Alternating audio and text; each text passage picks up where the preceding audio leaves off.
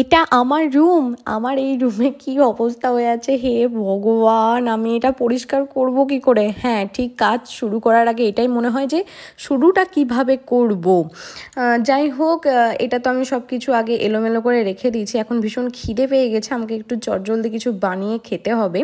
আমার তো কোনো চিন্তা নেই, কারণ আমার কাছে আছে আগারোর এই ফ্রাই প্যানটা হবে। আর আমি নতুন যাই কিছু কিনি না কেন, অবশ্যই তো তোমাদের সাথে শেয়ার করি। তো রিসেন্ট আমি কিনেছি Agaro Regency triply steel fry pan, যেটা কিন্তু 24 সেন্টিমিটার ডায়ামিটার ইন্ডাকশন তোমরা এটা দুটোতেই ব্যবহার করতে পারবে বলে এটা আমার আরও সুবিধে হয়। আর খুব সুন্দর একটা হ্যান্ডেল থাকাতে তো কোনো গরম ছ্যাঁকা খাওয়ার ভয়ই নেই। 5 ইয়ারের ওয়ারেন্টি আছে, একটা কিনলে 5 বছরের জন্য আর কোনো চিন্তা নেই। সকালবেলাতে দেখবে বেশি তেলে জিনিস খেতে একদমই ভালো লাগে না। আর এই ফ্রাই প্যানটাতে এত কম তেলে রান্না হয়ে যায় কি বলবো।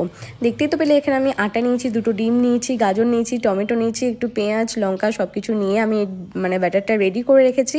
জাস্ট 2 দশানি তেল দেবো, পুরো ফ্রাই প্যানটাতে একটু বুলিয়ে নেব, আর চিলাটা আমার জাস্ট ইজিলি হয়ে যাবে। নিচে তো একদম ধরে যাওয়ার কোনো ভয়ই নেই। খুব সুন্দরভাবে একদম ইজি ওয়েতে তোমরা উল্টাতে পারবে, কারণ নিচে তো একদমই লেগে যাবে না। আর এটা ওয়াশ করা তো ভীষণ ইজি, জাস্ট ভিমবার দিয়ে একটু ঘষে নিলেই পুরো আগে নতুনের মতন একদম পুরো চকচকে হয়ে যাবে। তোমরা কে কে আমার মতন চিলা খেতে ভালোবাসো অবশ্যই কিন্তু কমেন্ট করে জানিও। আর যদি চিলা খেতে ভালোবাসো তাহলে দেরি কেন করছো, যাও ডিসক্রিপশনে আমার লিঙ্ক দেওয়া আছে, তাড়াতাড়ি গিয়ে এই ফ্রাই প্যানটা কিনে নাও। আর এটা কিন্তু পরিষ্কার করতেও একটুও খাটনি হয় না, জাস্ট ভিমবার দিয়ে একটু ঘষে নিলেই পুরো একদম নতুনের মতন চক হবে গাইস।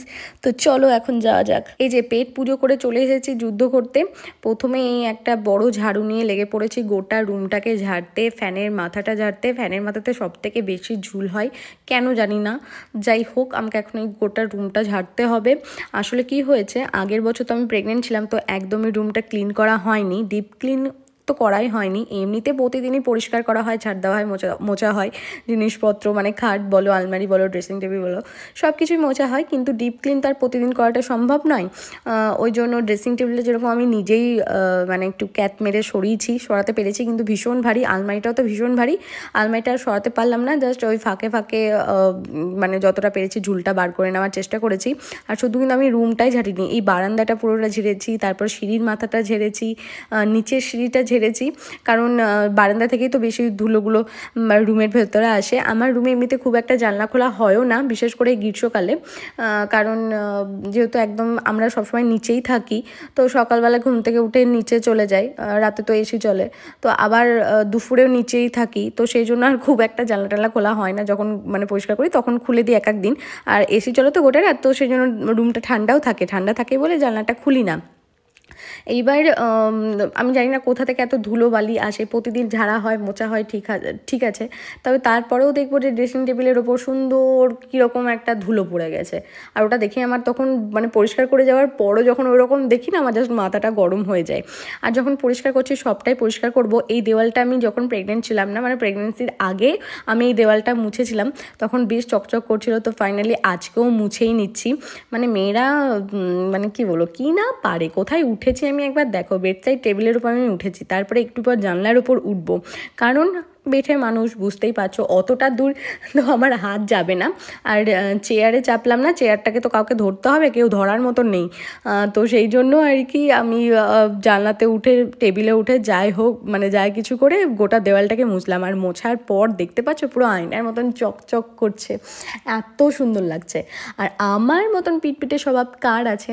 সব কিছু আমি যখন পরিষ্কার করবো তখন যেন আমার সব কিছুই আমি পরিষ্কার করি, পুরো এসির মাথা থেকে আমার এই ফটো ফ্রেম, তারপরে এই ফটো ফ্রেমের নিচে যে এই সুন্দর সুন্দর র্যাকগুলো সাজিয়েছি ওগুলোকেও মুছছি, স্টেবিলাইজারটাও মুছেছি, এমনকি সুইচ বোর্ডও আমি ছাড়ি না। ভিজে কাপড়ে তা বলে নয়, শুকনো কাপড়ে যতটা পারি ক্লিন করার চেষ্টা করি। সুইচ বোর্ডগুলো তো দেখবে একটু করে ঝুল তারপর ময়লা টয়লা থাকে, তো ওটাও আমি সুন্দর করে পরিষ্কার করছি, না করলে যেন কীরকম একটা আমার মনে হয়। তো পর্দাগুলো আমাকে কাচতে দেওয়া উচিত ছিল, বাট পর্দাগুলো আমি খুলতে পারলাম না বলে আর কাচতে দিইনি। দেখি মিথুন আসবে তখন আর কি ওকে বলবো। আর আমার ইচ্ছে আছে পর্দাগুলো চেঞ্জ করার, নতুন পর্দা কেনার, কারণ বিয়ের পর থেকে আমি এই পর্দাই মানে আছে, আমি চেঞ্জ করিনি, যেহেতু এই পর্দা দুটোই হচ্ছে খুব ভালো পর্দা, তো সেই জন্য আমাকে চেঞ্জ করার দরকারও হয়নি। আর এত মোটা পর্দা না, মানে আমাদের জানলার ওপরটাতে কাঁচের মতন একটু করা আছে, তো একটুও রোদ ঢোকে না, মানে এতটা পুরু আর এতটা ভালো, তো সেই জন্য আর কি পর্দাগুলো এখনও অবধি টিকে গেছে। আর খুব একটা পর্দাতে আমার ময়লা হয়ও না, মানে দেখে তুমি একদম বুঝতেই পারবে না, যেহেতু ডিপ কালার, আর একটা হালকা কালার আছে ওইটাও কিন্তু বেশি ময়লা হয় না, যেহেতু মানে একটু ভালো পর্দা না, তো সেই জন্যই তো ইচ্ছা আছে পর্দাটা নতুন কেনার। যখন কিনবো, যদি কিনি তাহলে অবশ্যই তো তোমাদের সাথে শেয়ার করবই। আর হ্যাঁ, আমি সব কিছু ভিডিও ক্লিপ নিতে পারিনি, যতটা পেরেছি ততটা নিয়েছি। আমার এটা করতে সময় লেগেছে জানো, আমি সকাল 9টা থেকে লেগেছি, 9টা থেকে 12টা অবধি আমার সময় লেগেছে। মানে আমি আগের দিন রাতেই ঠিক করে রেখেছিলাম যে আমি আজকে রুমটাকে ক্লিন করবই। তো সকালবেলায় ঘুম থেকে উঠে, ছেলে উঠতে চাইছিল না, ওকে একটু আমি জোর করেই উঠিয়ে দিয়েছি, তারপরে একটু ঘ্যান ঘ্যান করছিল, তারপরে ঠিক হয়ে গেছে। তারপরে ওকে নিচে নিয়ে গিয়ে খাইয়ে দিয়েছি।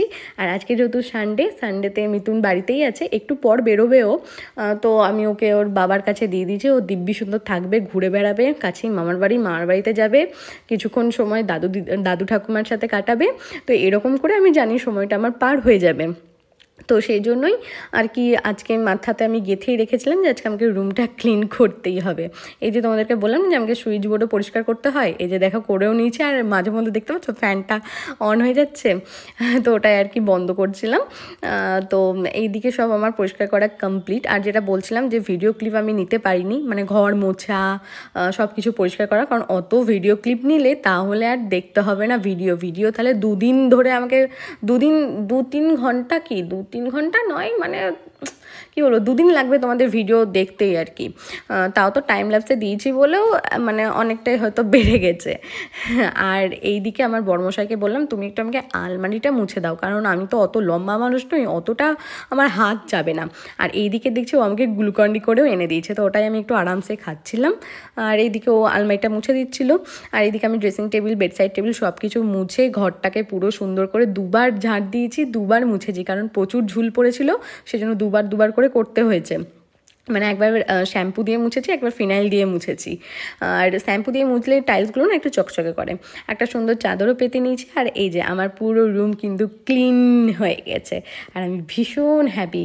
মানে যতক্ষণ না ক্লিন করতে পারছিলাম আমার মনের ভেতরটা কীরকম খচখচে করছিল, তো আজকে আমি ভীষণ শান্তি পেয়েছি। কাজকর্ম করে তো স্নান টান করে দুপুরবেলায় ঘুমিয়ে গেছিলাম। সন্ধেবেলায় আমার বরের আবদার হলো ওকে কিছু একটা বানিয়ে দিতে হবে, তো চলো কি এখন বানাই দেখি। তো চলো সেটাই বানানো যাক। আমি কিন্তু এই পাস্তার প্যাকেটটা নিয়েছি হচ্ছে অ্যামাজন থেকে, ডিসানো ফুসিলি পাস্তা। এটা কিন্তু 100% আটা, নো ময়দা, হাই প্রোটিন, হাই ফাইবার, কোনো রকম আর্টিফিশিয়াল কালার নেই, আর্টিফিশিয়াল ফ্লেভার নেই। এটা কিন্তু ছোট থেকে বড় সবাই খেতে পারবে, আর খুব টেস্টি। এটার লিঙ্ক কিন্তু ডেসক্রিপশনে দেওয়া আছে, তোমরা কিন্তু অবশ্যই চেক করে নিতে পারো। আমার তো এই পাস্তাটা জাস্ট ভীষণ ভালো লেগেছে, ভীষণ ভালো, তোমরাও কিন্তু ট্রাই করে দেখতে পারো। আর এই দিকে কিন্তু আমার পুরো পাস্তা রেডি হয়ে গেছে গাইস।